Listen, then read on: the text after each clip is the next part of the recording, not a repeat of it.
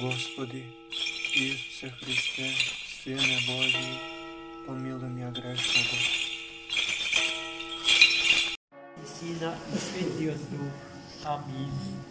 Возлюбени во Христа Бога, браќа и сестри, на почетокот од нашава литургиска беседа сакам да ве подсетам дека во вторник вечерта во 11 часот ќе почнеме со ценокното бдение, кое што традиционално веќе на секој 31 декември вечерта го служиме во чест и слава на светиот наченик Бонифаци, а за доброто на сите браќа и сестри наши,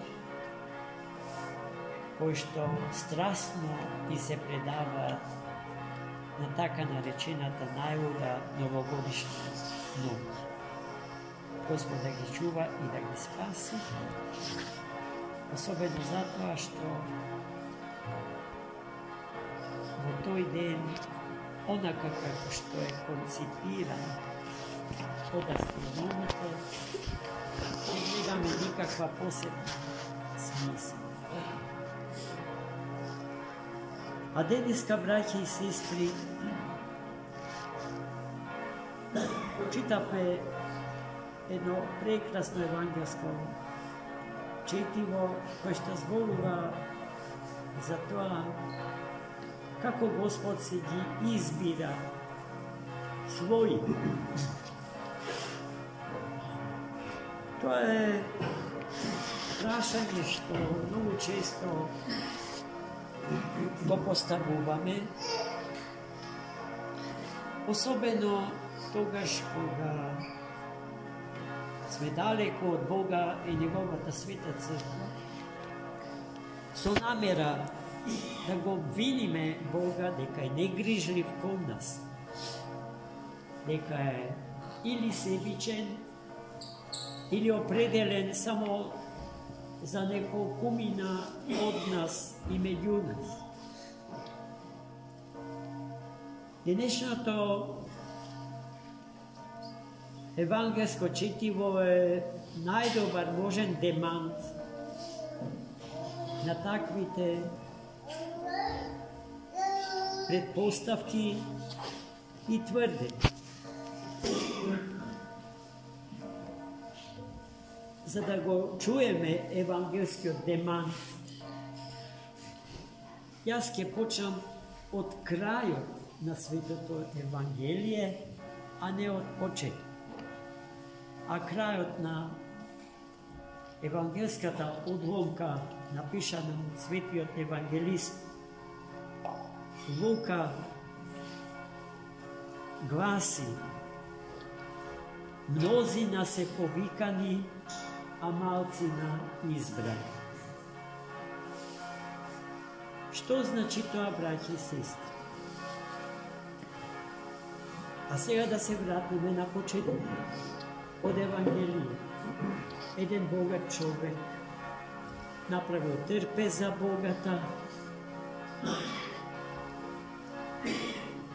и откако се подготвил, го испратил својот слуга поканетите да ги повика на вечер, на трпеза.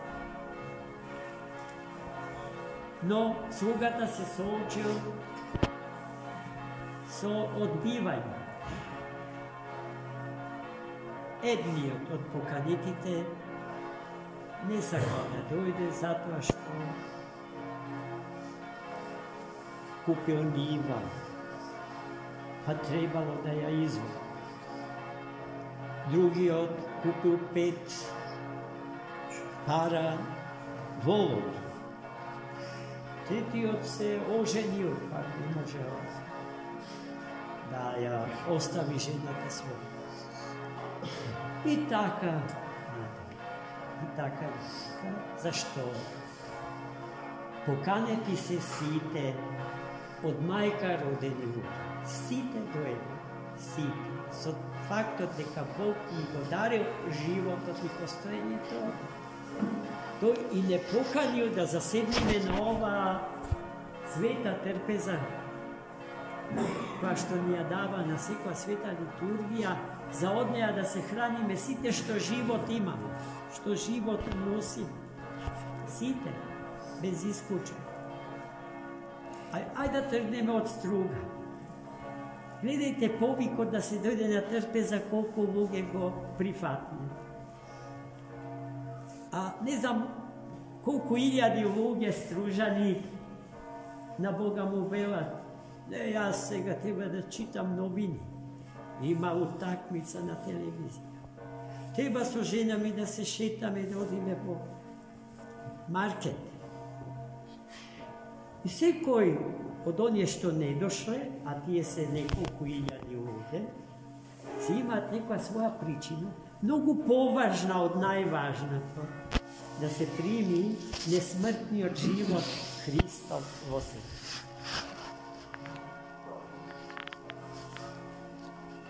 Сега тоа мултиплицирајте го на сите градови што ги има на планетава Земја, на сите народи, сите семејства и сите луѓе.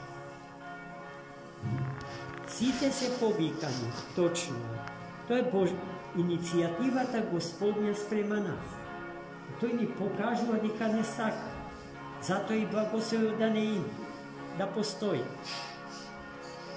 Но тоа не е доволно за да бидам избран. За да бидам избран, треба да се согласам со повикот Божи. Бог никого насила не го турка во спасение, во црквата Божија. Никого. Еве, 7 цели века постои овој манастир. И цели 7 века, тивко, кротко, настружани и на сите луѓе што поминуваат низ него, ги повикува: дојдете на Господ, дојдете на трпеза, влезете, помолете се Богу за сите ваши потреби. 7 века. Има еден малечок процент од нив се согласуваат со повикот да влезат во црква и да го почнат својот молитвен диалог, својот молитвен разговор со Бога. Малкумина.